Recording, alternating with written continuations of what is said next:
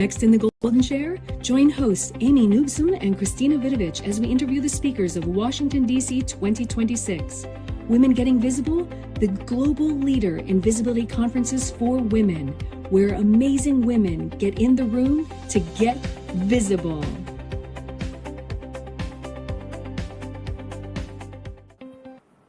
So excited to start this season out with me, Amy, Kimberly, me is Christina, for Women Getting Visible show and conference coming up October 9th through 12th, 2026, and our amazing speaker lineup. Amy, who do we have with us today? We have Kimberly, who we are so excited to have back. She did get to come with us in Minneapolis as well. We were so impressed with what she had to say. We knew she had more to share, and it was perfect for what we are going to be showcasing is vision, voice, and value. And Kimberly is going to start off and let everybody know that she's going to be focusing on voice, because we all need to be who we are, and our voice sometimes gets silenced. Welcome, Kimberly. Thank you. Thank you. I'm so excited to come back for a second time and to make my debut in Washington, D.C. Yes. It was so incredible. The talk that you did absolutely moved the room in Minneapolis this past June. And it was, without a doubt, the consensus was a yes, that we needed to get you back in the room, because just what Amy said just now is you have so many incredible stories. There are women who can learn from you. And coming to Washington, D.C., let's bring it on. So tell us a little bit more about some of the energy that you are bringing to this room. Some of the energy. Well, that is a word that has always been used to describe me. So, yeah, I like being an inspiration for people, and I know that my stories, I have so many stories to tell, and I realize that the more that I open up and the more that I share my voice and I share myself, that it kind of unlocks something, even if it's a one-on-one or a room full of people. When I'm given the floor and the opportunity to just really stand in my own, there's just something magical that happens and unlocks in me, but I think that also gives the permission for the room to unlock as well, and I feel received. So bringing my energy to the room and sharing my stories, especially realizing that all this time that I thought I was alone in some of the things that I have experienced in my life, good, bad, and the ugly, that almost every woman I talk to has at least one parallel experience or something that they've actually worked through, worked with, or have been running away from for years or what have you. So when I'm speaking, and I can bring a bright light, it sheds it on them, and they start speaking about theirs as well. And that shared experience heals the collective. Exactly. That's why we love having you in the room, because you get the overall big picture of what stories can do, and how when we gather as women, there's so much magic that can happen there. And you are such a big part of it. Tell us a little bit about what you're going to be talking about this time, because it will be different than Minneapolis. Yes. So Minneapolis, when I talked about self-trust, it kind of led me into talking about thinking about all the places where I was not trusting myself, and I was not using my voice at the best possible way that I could in all my spaces. And I realized that this was related to being silenced. And I believe once I started working on this, actually is a chapter from my book as well, about being silenced. And I looked back at all the places and I explored when was the first time I felt like my voice was taken away from me? Not like I just decided one day to disappear. There was things that happened since my childhood that really took me on a journey where I realized that my voice was being taken away from me through these experiences and my social interactions, especially through my professional interactions. So all these facets of life and having been through so many experiences and gained all these stories, I realized that something was suppressing my voice for many years from all these different angles. So I think it's really important to kind of share that on stage and share my stories about where the first time that showed up at work, where the first time that showed up at home, where the first time I noticed it in a relationship or a friendship. And I think it's a really big topic, and I think that a lot of people are still living in a manner where they are suppressing their voice, it would be really important to hear that it's okay to speak up. It is okay to restore your voice. I want to hear what people have to say, and I want to share. I want to share and hear more voices. So I think speaking on silence. Yes, so incredible, because when you think about it, with that whole concept of voice, value, visibility, and the journey that you've been on, how many of us have gone through all these pieces in our lives? So we're just going along, just going along, just going along. Oh, something distracts us, but we keep going. Oh, something distracts us and we keep going. And then we finally hit a point in our life where we go, wait a minute, it's time to step back and examine what's going on. What are these patterns? What do I need to change? And what is going to make me happy? And you live such a beautiful example of that, because, oh my goodness, when we're in the room, and I'm not going to share all of that today, the conversations and the spaces and the corporate life and the party life and the people that you've known through your life, then to be in the space where you are now, to just go, wow, what an incredible life. So I love the fact that, and I'm going to let the cat out of the bag, that the book is being written now, and we're hoping to see that on the stage this October. That's right. Ooh, I just got goosebumps through my whole body when you said that, because I can feel that. I think just taking the stage and telling my story and not feeling like I need to suppress my voice anymore and, shrink myself or become a little less, because that's some of the feedback that some women get. Like, you're too much. Like, I have a big personality when I come into the room. I love people. I feed off of, and that sounds almost vampire-ish, but I feed off the energy of other people because I just love being around people. And good, bad, the ugly. I mean, there's some people that, I'm like, okay, you can stay across the room. But for the most part, I love the interaction, if you will. And to envision myself standing on stage and seeing my life's work, I've been holding it in my hand. This book that I have been working on. And yes, it is being written now. And while I did print the first version of this book about a year ago, letting it rest, and then stepping up and speaking and standing forward, I realized that the book deserved a rewrite. So that rewrite is happening, and I am unlocked and I'm flow, and there's a whole restoration arc inside of this book. And so, yeah, I will be holding a signing at this October 9th conference, and I'm looking forward to it, which that also, by the way, is my birthday. So lots of celebrating. Yay! Yeah, lots of celebrating. I will be loud. I will be out loud. So no silence. Well, I think you brought up a really good point, Kimberly. The idea that sometimes we feel like we're silencing ourselves, but sometimes it's just being patient because it hasn't fully developed, or we need a little more clarity. And that's one of the things I love about storytelling or getting up on a stage and telling your story, because it opens up different things and you see different threads throughout your life. And mentioning it just earlier with our conversations prior about how diving into the idea of silence, you had to go and look back and you started seeing so many different stories that you didn't even identify as silencing until you came up with this concept, and it goes, oh my goodness, look at it all. Yes. So how did that feel, kind of revealing that as you're kind of looking through like where you've been silenced? How did that impact where you are right now? Well, it really removed layers of where I didn't realize I had been shrinking myself in the different areas that I've been shrinking myself. And so once you can identify and acknowledge and name something out loud and really reflect back on it, it can come to the surface and be released from your body. And it's a liberating feeling. And it's a sense of freedom that you don't realize that you actually need. So being able to go back and actually face things, when you've probably heard people say like, I wanted to have a conversation with my younger self.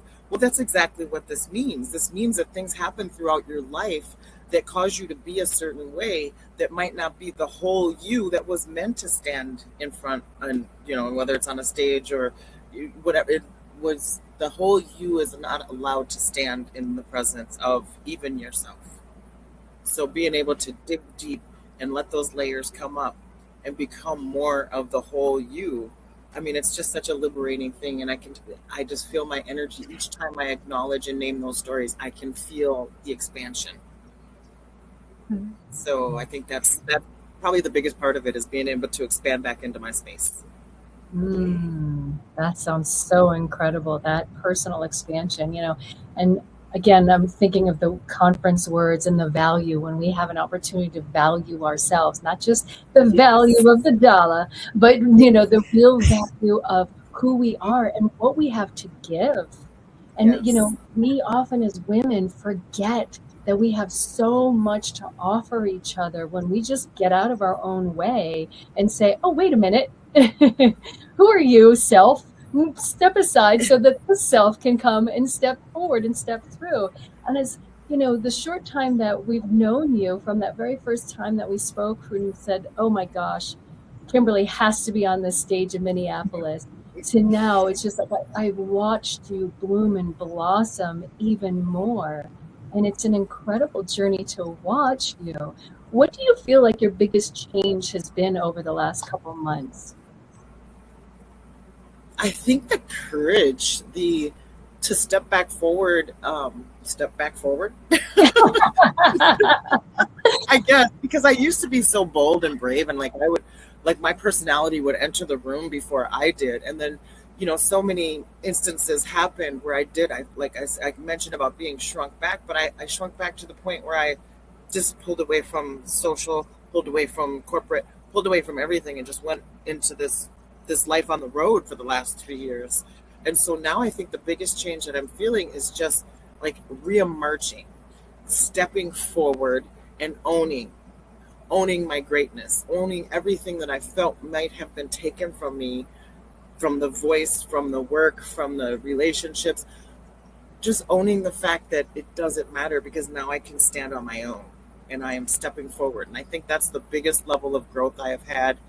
And just, I feel like pieces of my soul have been like coming back to me, So I'm like, I will take it. I didn't know you were gone, but thank you for coming back. Isn't that the truth, where you're like, oh, wow, I really like this version of myself, and I didn't know that was a possibility, or that you were missing that element. I find that the journey of self is just always an awe, right? That awe of ourselves and what we're capable of doing. And I love that you're enjoying it and just being big and bold in a different way, right? Yes. And it's funny, when you just said that, I just realized too, I started doing this new thing. I'll walk by the mirror and I double take, like, oh, girl, you look good. And I haven't. And I'm like, you look good for someone in their mid-50s, I'm like, I have no shame to say that out loud. And I haven't done that since I was like super young, I love it. I used to do that too. That's how I kind of started. I'm like, I'd wink at myself in a mirror and be like, yep, I see you. Like, it was just this empowering thing. Yeah, and you're like, really instead of going like, oh yeah, I see me. I love that, because you're seeing a different version of yourself that you truly love. Yeah. Yes. And you know what? That version, there was a comment made to me, and I don't know, this just appeared to me, and I'll make sure that it goes into my story somehow, but there was a comment made to me in my very early 20s where it really did question and damage my self-esteem a little bit. So it really I think that's another version of silencing. When somebody says something to you that makes you look at your body a certain way, or makes you look at your hair a certain way, it makes you start losing some self-acceptance, which also, again, contributes to the silencing. This is happening even in real time, is just uncovering all of those layers of the places that actually do silence you. And it prevents you from fulfilling and bringing your true value to the world. And like you said, not just monetary, but just like your energy, your spirit. I mean, I love when people give me feedback. They're like, I was having a really bad day and you came around the corner with that big smile on your face. And I'm like, oh my God, I live for that. So being able to do that again and be present and be in front of people again is just one of the, that's obviously another area where I feel like I've grown a lot, is just being able to now step forward, be present, and put a smile on somebody's face. Incredible. Well, for some women who haven't been into the Women Getting Visible rooms yet, you've had experience. You've been with Amy and I online. You've been in the conference space with us. So Yes. what would you tell a woman what this experience is like for you to step into that room? You know, the biggest thing that just came to my mind as you said that, and while you were speaking, is the support, is that women having each other's back. It also restores a certain part of us, because I think we might have also had those experiences of betrayal or some kind of other way where you felt like, I mean, mine goes back to the mother wound. So where you didn't feel safe and you didn't feel protected and you didn't feel supported. And this, I feel very supported and I feel held. So I feel like this is a space that has been curated by two amazing women that know how to hold space for other women and really know that you have my back. I think that is probably the biggest thing. And I think a lot of us are missing that. You know, we're in a trust recession, if you will. So knowing that I can trust you with my voice and that I can trust your space to be safe, that is probably the biggest thing I would say about Women Getting Visible. Thank you for that, by the way. Loving it. Loving it.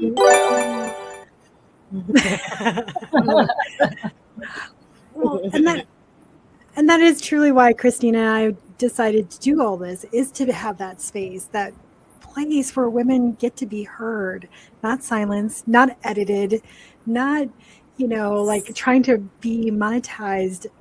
It's a space, where people get to show up for who they are. And I love that you were with us in this journey, Kimberly, because like Christina said, watching your growth in the last, goodness, not even that many months, to be honest. It's been a few months.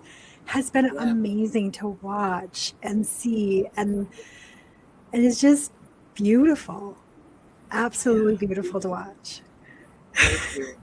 And it's just, and for me, I just feel like I'm stepping into, there was this other version of me in my younger days where I acted like I didn't care about things. So I would just show up and I was like this confident, borderline, maybe a little cocky or what have you. And even though I had the credentials and all the other things to walk in the room and own the space, I don't feel like I really did. Now I feel like I'm owning it from my heart and soul, so I think this is exactly where I needed to be right now. And trust me, this growth did not come without pain. There has been tears and tantrums, breakdowns and breakthroughs, but I'm acknowledging and growing from each one of them, because I'm like, oh my God, that really happened. Oh my God, I did that to myself. I mean, it has been, I should record one of these messy days.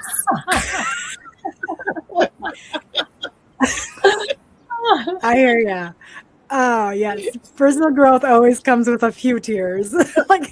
So I don't think you're really getting it. Yeah. It's like, yeah. It's always interesting when your spouse is like, are you okay? I'm like, yeah, I'm just so happy right now. You're crying. The ugly cry. Really seen me. So true. Oh my goodness. I love it.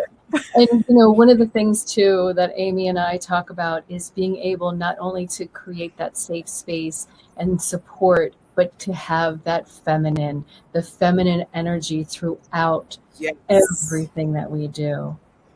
Yeah. Yes. I agree 100%. And I think that is why our frequencies aligned, if you will, so that we would meet, because that is one of the things I have done is mentoring with, the ancestor side of things, and using that kind of wisdom and understanding the lineage of the feminine, and not from feminist perspective, but more from the divine feminine, bringing balance back into this collective that needs it so much right now.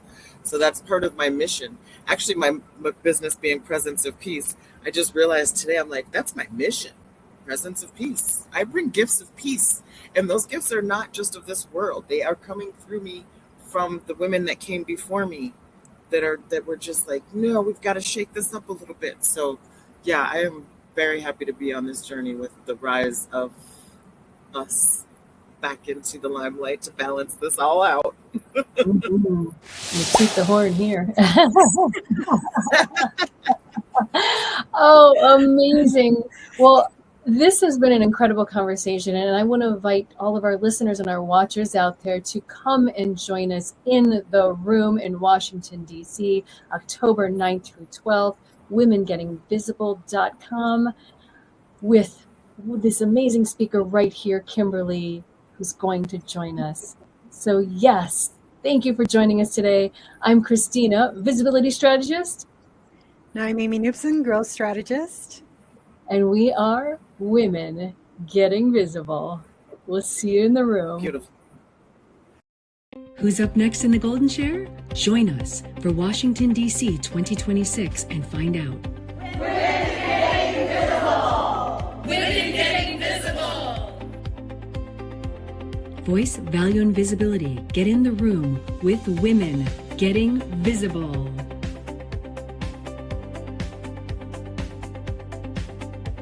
Could your community be next? Partner with Women Getting Visible to create extraordinary opportunities for women in your community.